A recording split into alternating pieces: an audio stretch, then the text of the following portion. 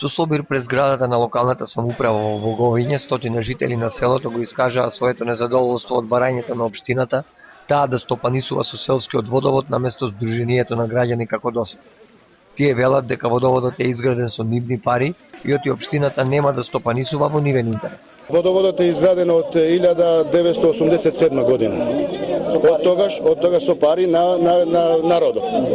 Сите ние сами инвестиравме за тоа вода да имаме сега вода за пиење. Граѓаните се револтирани зашто имат дилеми, дали понатаму ќе има вода за пиење или ќе се настрадат како другите села или од Тетово. Зашто Боговиње еден во прво место во Македонија може да се каже за вода за пиење, значи многу добро беа работите и тие се за тоа се револтирани. Градоначалникот Хазби Идризико изборуваше пред собраните жители.